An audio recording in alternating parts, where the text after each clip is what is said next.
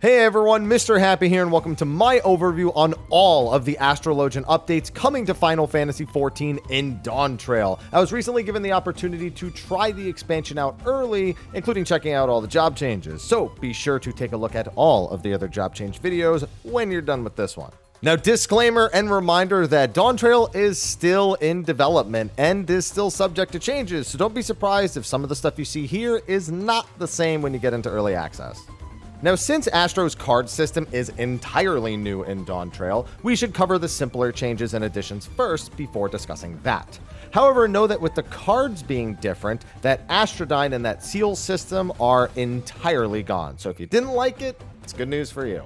The other core spells and abilities are pretty much exactly the same up to level 90, at which point Astro gets some traits that upgrade existing skills and add some new ones. And yes, Star is still in. I know some people were worried not seeing it in the live letter. Don't worry, it's there. At level 94, Fall Malefic and Combust get a small potency boost from the Magic Mastery trait, something that's pretty standard amongst the healers in Dawntrail. At level 96, Aspected Helios gets a mastery trait that upgrades it to Helios Conjunction. Seems it just has a slightly stronger regen than Aspected Helios and a fancy new animation.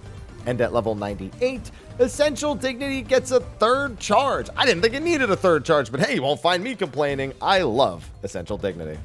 And of course, like all the casters and healers in Dawntrail, Swift Cast now only has a 40-second cooldown after level 94 as well.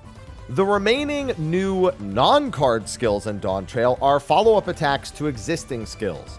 At level 92, you get a trait for Divination that causes it to grant the Divining buff for 30 seconds. This grants access to Oracle, a 600 potency AoE nuke with no fall-off damage.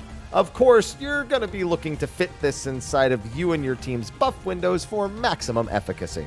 Neutral Sect also gets a follow-up at level 100. The trait at that level causes Neutral Sect to grant the Sun-Touched buff for 30 seconds, which allows you to use the ability Sun Sign a single time. This grants a 10% damage reduction on yourself and nearby allies for 15 seconds. Since Sun Touch lasts 30 seconds, you can either stack it with your Neutral Sect shields or save it until your sect goes down, whatever works best for the fight you're doing.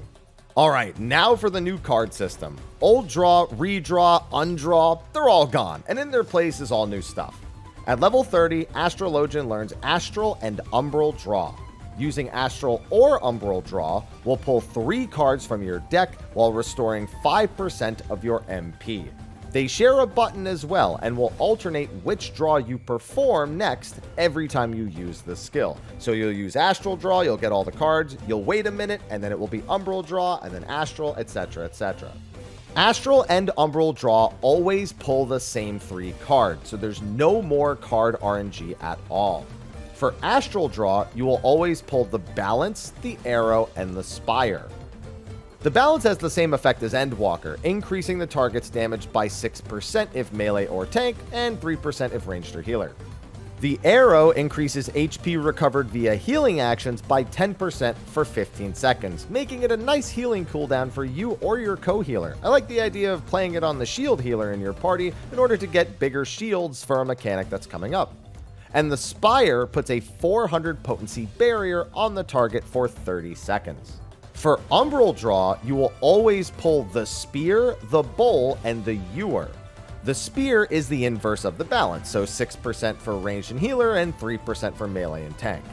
The Bowl reduces damage taken on the target by 10% for 15 seconds, like it used to way back when, and the Ewer gives the target player a 200 potency regen for 15 seconds.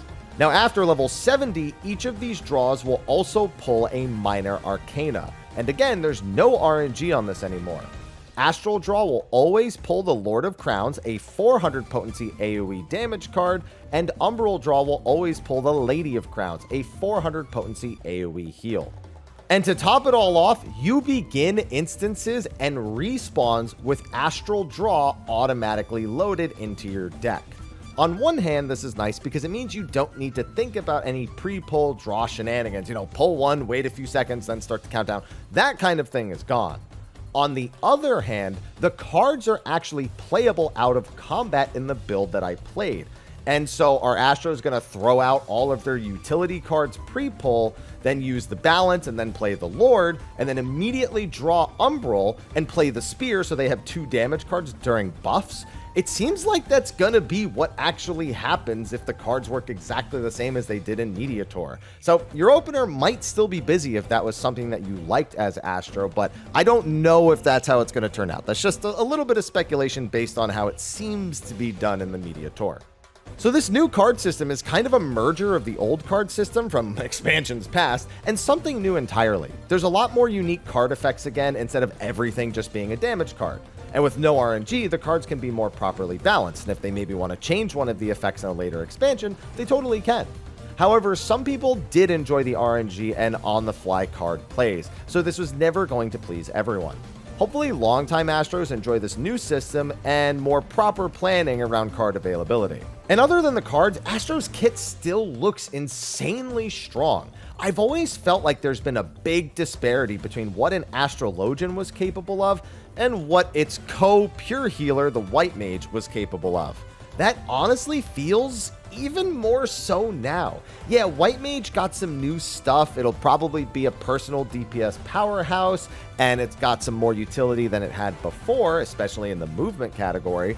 But Astro literally got so much new utility and even a bit more damage. I mean, Nocturnal Sect having this AoE damage mitt follow-up, a healing buff that you can give to yourself or your shield buddy, tank mitt, like, it's just kind of insane. And then you have an extra essential dignity on top of it all. Who cares about the extra Tetra White Mage got? You got 3 essential dignities now. You're still one-upping them. So honestly, if you like this new card system, or at the very least don't mind it, it looks like Astro's eating really, really good this expansion. Only time will tell. Only the pro Astros will be able to give you the full lowdown on that. But my first impressions are, oh boy, it's going to be fun. Anyway, that's going to be a wrap for my overview on the changes coming to Astrologian in Dawntrail. Thanks again to Square Enix for letting me try this out in the Mediator, and disclaimer again that some of the stuff may change before early access. Only time will tell. But anyway, be sure to check out all the other job change videos I got coming out. I'm sure your inboxes are regretting being subscribed to me right now, but as long as you enjoy it, it's all that matters to me. I'll see you in the next video, and until then, take care.